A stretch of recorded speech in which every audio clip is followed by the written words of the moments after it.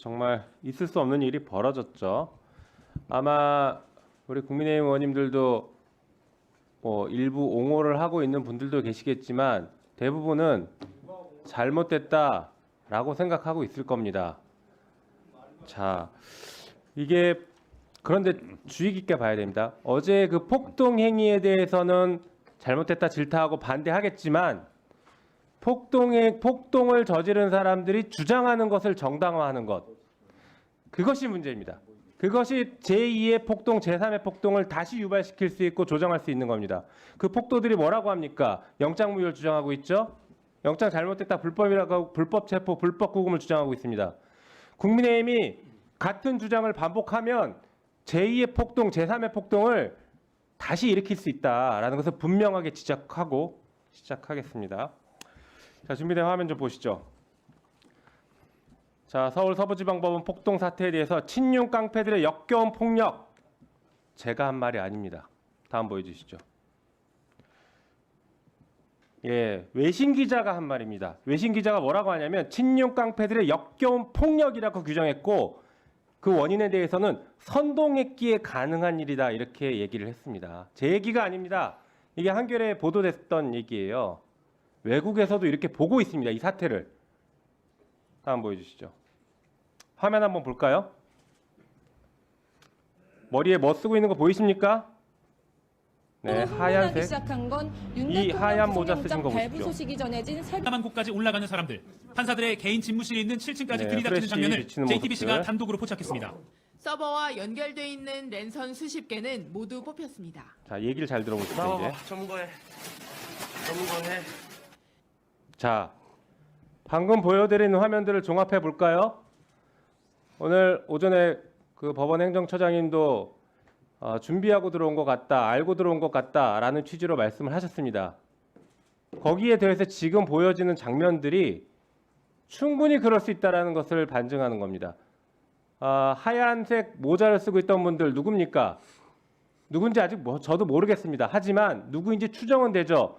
이 국회에까지 와서 출범식을 했던 백골단, 그 백골단처럼 보입니다. 아닐 수도 있어요. 하지만 제 눈엔 백골단처럼 보입니다.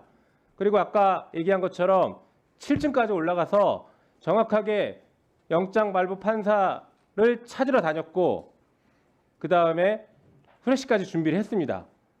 게다가 조금 전에 얘기했던 거 보시죠. 나와봐, 점거해. 저게 무슨 말을 의미하는지 저도 아직은 모르겠습니다만 지휘를 하고 있습니다. 누군가가.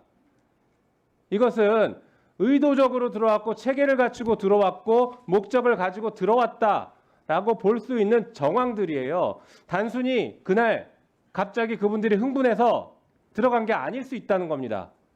법무부 차관, 네. 여기에 대해서 철저한 수사 필요하다고 생각하는데 어떻습니까? 예, 의원님 말씀에 공감하고 있어서는 안 될 일이라고 생각을 합니다. 법치주의 훼손한 일이 다시는 일어나지 않게 되기를 기원하면서 이 사건에 대한 철저한 수사를 할 수 있도록 하겠습니다. 네, 제가 얘기하고 싶은 것은 우발적 범행이 아니라 계획적이고 조직적인 범행일 수 있다라는 정황들을 보여드렸기 때문에 그 관점을 철저하게 수사해야 됩니다. 답변하시죠. 네, 철저한 수사를 할 예정입니다. 네. 자, 다음 보여주시죠. 자, 이 백골단 어떤 분들인지 보니까 이게 석동현 변호사가 자유진영 시민단체가 주최한 신년 행사에서 초대해서 무대 위로 올려서 이렇게 부추깁니다. 이런 데서 힘을 얻었고 김민전 의원이 국회에서 와서 기자회견까지 하게 만들어줬죠. 다음 보여주시죠. 최근엔 이런 얘기까지 나옵니다. 민주당 의원들 전부 죽여야 끝난다. 전부 죽이면 게임이 끝난다. 이게 지금 오늘 기사예요. 차관님, 네, 상황이 이렇습니다. 지금 대한민국이 붕괴 직전까지 가고 있는 것 같아요. 어떻게 이런 말들이 지금 공공연히 나오고 있습니까? 법원을 오로지 윤석열 하나 때문에 법원을 침탈하더니 폭동을 일으키더니 물론 윤석열이 처음에 개헌군을 국회에 침투시켰죠. 그 내란을 벌이더니 그 내란의 잔불들이 지금 점점 커져서 법원을 침탈하고 이제는 민주당 의원들 다 죽이겠답니다. 이거 이렇게 가만둬야 됩니까? 말씀해 보십시오. 네, 법치주의 수호를 위해서 최선의 노력을 다하도록 하겠습니다. 다음 보여주시죠. 이 사람들 왜 이럴까요? 보니까 이거 뭐 만평이긴 한데 경찰도 체포될 수 있다. 윤곽근 변호사가 이런 얘기를 했죠. 경찰 체포하라는 겁니다. 영장 집행하러 오는 사람들을 오히려 현행범으로 체포해라. 이런 얘기를 합니다. 윤곽근이. 그리고 애국 시민이 막아주길 바란다. 석동현 변호사 이런 얘기 했어요. 길에서 차를 막아줬으면 좋겠다. 그리고 법이 무너졌다. 윤석열이 얘기한 것이죠. 끝까지 싸우겠다. 이거 아시죠? 지지자들한테 보낸 편지. 이 편지 보면 이렇게 나오지 않습니까? 여러분들과 함께 끝까지 싸우겠습니다. 이게 대통령이 지금 이렇게 선동을 하고 있습니다. 애국 시민께 또 감사한다. 곧 석방 될 것이다. 윤상현 이런 얘기했습니다. 그리고 나서 또 무슨 얘기했습니까? 벌금 내가 대신 내주겠다. 그건 석동현 변호사가 한 것이죠. 벌금 대신 내주겠다. 이런 얘기까지 나옵니다. 그러니까 이 폭동을 일으켰던 사람들이 폭동을 일으켜도 되는구나. 이렇게 생각을 한 거예요. 물론 그중에 저는 상당수는 아까 말씀드린 것처럼 조직적으로 처음부터 들어왔을 것이다. 그리고 그들은 이런 사람들의 비호를 받을 가능성이 높다라고 봅니다. 그 부분이 이 사건, 이번 폭동 사건 수사의 핵심이에요. 그냥 단순히 잡혀있는 사람 수사하는 게 끝이 아닙니다. 이게 핵심입니다. 다음 보여주시죠. 폭동 선동을 한 사례들이 이렇게 많습니다. 여기 진짜 나열하기 힘들죠. 이 앞에 계신 우리 다른 의원님들도 계시고 이렇게 많은 일들이 벌어지고 있어요. 이거 이렇게 가만둬야 됩니까? 새로운 내란을 지금 조장하고 있어요. 다음 보여주시죠. 저항권 계속 얘기하더니 이게 실제 이렇습니다. 윤상현 의원님 오동훈 죽일 놈의 제스처장 차량 막았어 이렇게 얘기하면서 지지자들은 이제 저항권을 행사할 거라 합니다. 이 얘기가 왜 나옵니까 갑자기?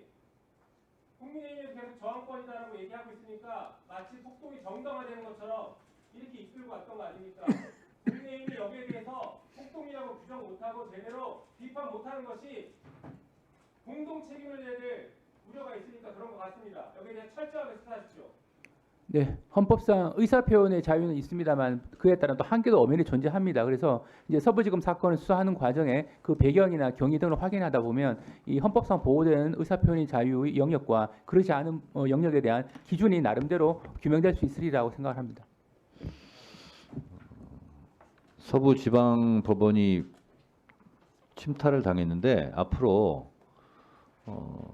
이제 기소가 되고 재판을 하게 되면 서울중앙지법 그리고 서울지검 이런 데 있잖아요.